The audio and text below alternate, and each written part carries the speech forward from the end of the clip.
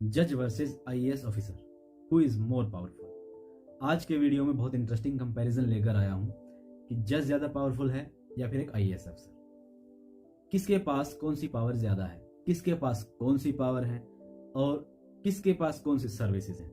आज के वीडियो में हम ये इन्हीं सब बातों पे डिस्कस करेंगे। अगर आपको वीडियो पसंद आए तो वीडियो को लाइक जरूर कीजिएगा और हमें फ्री में ग्रो करने में मदद कीजिएगा। आपने अभी तक हमारे चैनल को सब्सक्राइब नहीं किया है तो ये विनम्र निवेदन है मित्र, आप प्लीज़ सब्सक्राइब कर लीजिए और हमें फ्री में ग्रो करने में आप मदद कर सकते हैं। बहुत मेहनत करनी पड़ती है यार एक वीडियो बनाने में। अगर मैं बात करूं जज की या फिर मैं बात करूं सिविल सर्वेंट की, देखो दोनों ही डाइवर्स फील्ड में काम करते हैं। सिविल सर्वेंट है वो एडजेक्टिव और एडमिनिस्ट्रेटिव इन सब के काम देखते हैं और जज है वो जुडिशरी टास्क में देखते हैं। देखो हैं तो दोनों ही पावरफुल। आप किसकी पावर किसके पास ज्यादा है और एक दूसरे की पावर को समझने की कोशिश करते हैं। सबसे पहले हम बात करते हैं सैलरी। अब एक आईएएस अफसर है वो अलग अलग पोजीशन पर हो सकते हैं, उसी तरह जज भी अलग अलग पोजीशन पर होते हैं। अगर सैलरी समझने की बात करूं, समझाने की बात करूं तो एक सिविल जज जो है उसकी एसडीएम से ज्यादा सैलरी होती है। डिस्ट्रिक्ट जज की सैलरी होती है वो डीसी साहब यानी कि कलेक्टर साहब से ज्यादा होती है। अब हाई कोर्ट के जज हैं वो ऑलमोस्ट ज्वाइंट सेक्रेटरी होते हैं, उनके लेवल पे होती है। और सुप्रीम कोर्ट के जज हैं उनके चीफ सेक्रेटरी के लगभग बराबर होती है। तो जुडिशरी के पास पहला सैलरी वाला विभाग तो थोड़ा समझो ज्यादा है क्योंकि सैलरी उनकी ज्यादा होती है। ये वाला प्लस पॉइंट तो इनकी तरफ जाता है। दूसरे पॉइंट में हम समझते हैं इंडिपेंडेंट। अब इंडिपेंडेंट को देख लेते हैं कि किसके पास ज्यादा है, जुडिशरी के पास ज्यादा है या फिर आईएएस अधिकारी के पास ज्यादा है। अब जज के ऊपर क्या है कि वैसे किसी सरकार का या किसी और की जवाबदेही नहीं होती, कोई इस तरह का प्रेशर नहीं होता, लेकिन सीनियर जजेस का होता है, उनके लिए वो आंसरेबल होते हैं। अब जैसे डिस्ट्रिक्ट कोर्ट के ऊपर हाई कोर्ट के जज का दबाव होता है, इसी तरह हाई कोर्ट पे सुप्रीम कोर्ट का आंसरेबल होते हैं। जैसे उनसे कोई ऑर्डर किसी गलत तरीके से हो जाता है तो कोई बहुत बड़ी बात नहीं होती, वो फिर आगे अपील में चला जाता है। उसी तरह दूसरी तरफ ले लेते हैं, अब आईएएस अधिकारी है, उस पर सरकार का प्रभाव या दबाव यूं समझें कि थोड़ा ज्यादा होता है, प्रेशर थोड़ा ज्यादा होता है। सरकार का भी प्रेशर होता है, लोगों का भी प्रेशर होता है, पॉलिटिकल प्रेशर भी होता है, तो उनके ऊपर प्रेशर थोड़ा ज्यादा होता है। तो अब यूं समझें कि जुडिशरी के पास रिलैक्सेशन यानी कि इंडिपेंडेंस थोड़ी ज्यादा होती है। मान लीजिए मजिस्ट्रेट ने कोई गलत ऑर्डर पास कर दिया तो वो अपील में चला जाएगा, डिस्ट्रिक्ट जज के पास चला जाएगा। कोई इसी तरह आईएएस अफसर ये नहीं कह सकता कि तुमने ये ऑर्डर फला ऑर्डर कैसे पास कर दिया है, ये ऑर्डर गलत है। लेकिन आईएएस कोई ऑर्डर पास करता है तो जुडिशरी उसे चैलेंज कर सकती है। अब इससे आगे बढ़ते हैं। सम्मन, अब एक सिविल सर्वेंट किसी जज साहब को सम्मन करके अपने पास नहीं बुला सकता, लेकिन जज जुडिशरी सिविल सर्वेंट को सम्मन दे सकता है और अपने पास बुला सकता है।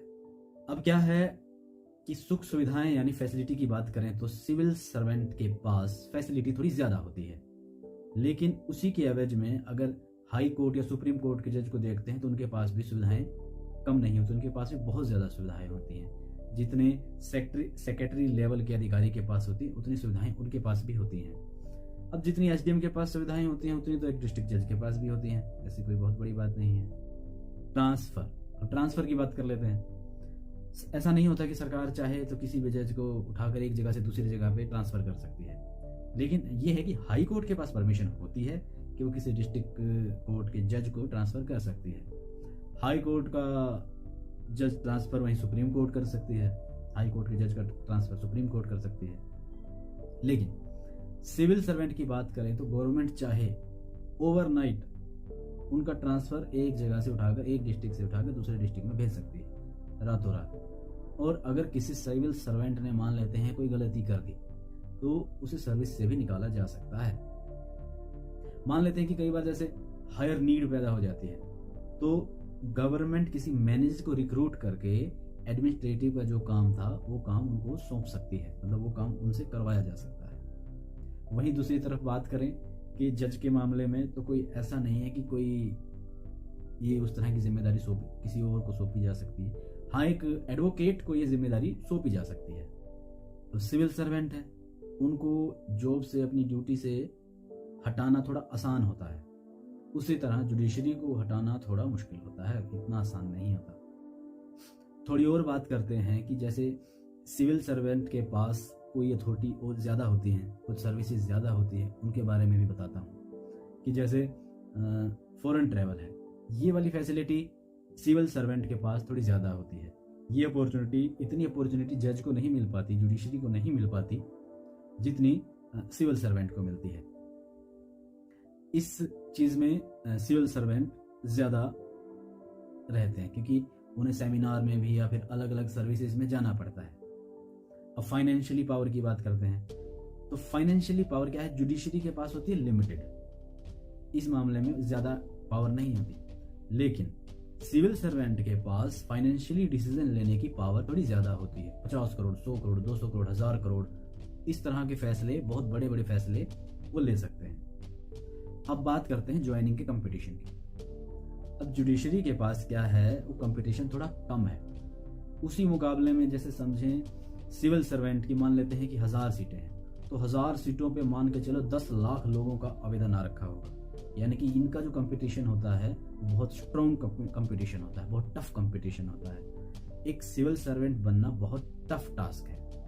अब बात करते हैं प्रमोशन की। प्रमोशन की बात करते हैं, मान लो कोई मजिस्ट्रेट है, वो डिस्ट्रिक्ट जज बन जाएगा, हाई कोर्ट का जज बन जाएगा, और तो वो सुप्रीम कोर्ट तक नहीं पहुंच पाता। ऑन द कॉन्ट्रेरी, उसी एवज में अगर समझें कोई IAS अफसर SDM है, SDM से वो ज्वाइंट सेक्रेटरी भी बन सकता है, यूनियन सेक्रेटरी भी बन सकता है, कैबिनेट सेक्रेटरी भी बन सकता है। यानी कि प्रमोशन की गुंजाइश बहुत ज़्यादा, अपार गुंजाइशें हैं।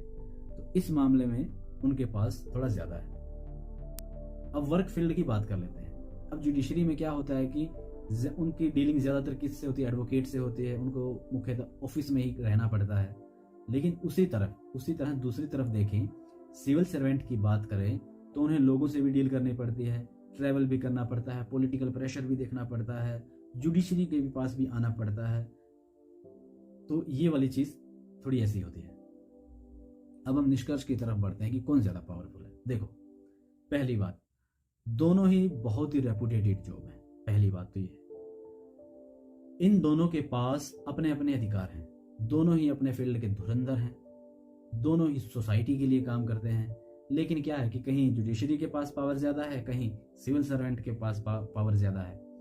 ये जो हमारा सिस्टम है, दरअसल ये एक बैलेंसिंग का सिस्टम है, जो हमारे देश को बैलेंस में बनाकर रखते हैं। इस तरह का एक सिस्टम तैयार किया गया है। अब फैसला आपको लेना है कि आपको कौन ज़्यादा पावरफुल लगा, ये मैं आप पे छोड़ता हूँ। आप वो कमेंट में बताइए मुझे कि आपको किसकी पावर थोड़ी ज़्यादा पावरफुल लगी। उम्मीद करता हूँ आपको वीडियो अच्छा लगा। आप हमारे वीडियो को फ्री में ग्रो करने में मदद कर सकते हैं।